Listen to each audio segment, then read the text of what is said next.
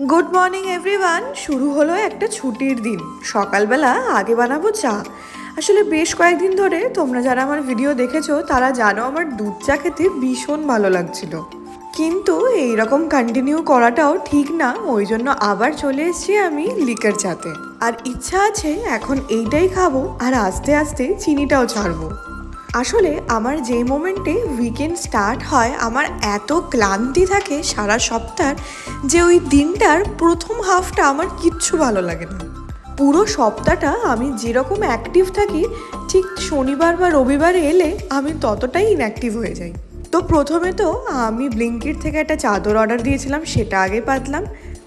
তার সাথে 4টে কাচের বোলও দিয়েছিলাম। আসলে এখন টুকটাক খাবার তো বানাই, তো ওর মধ্যে রাখলে দেখতে ব্যাপারটা অনেকটা অ্যাস্থেটিক হয়। আর যেমনটা বলছিলাম যে আমার প্রচণ্ড ইনঅ্যাক্টিভ লাগছিলো, কিচ্ছু ভালো লাগছিলো না, ওই জন্য আমি সুইগি থেকে অর্ডার করে ফেললাম বিরিয়ানি। আর কাচের বোল যখন এনেছি সেটা তো উদ্বোধন করতেই হবে না। বিরিয়ানির সাথে ছিল এই চিকেন মিটবলগুলো, যেটা খেতে বিরিয়ানির থেকেও বেশি ভালো ছিল। একটাই কাজ আমি করেছিলাম, সেটা হচ্ছে কয়েকটা ডিম আমি সেদ্ধ করে রেখেছিলাম, তার মধ্যেই একটা নিয়ে নিয়েছি।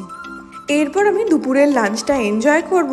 আর খাওয়ার পরই যে গিল্টি ফিলিংটা আসে না, তখনই মনে হয় যে না, সন্ধেবেলা আর খারাপ কিছু খাবো না, জাঙ্ক কিছু খাবো না, নিজেই বানাবো। চা খেয়ে নিয়ে তাড়াতাড়ি যাবো আমি রান্নাঘরে, কারণ আজকে বানাবো একটা নতুন ডিশ। আর এখানে এত পোকামাকড় শুরু হয়েছে, বাধ্য হয়ে ব্লিঙ্কিট থেকে এটা কিনেই ফেললাম। টাটা।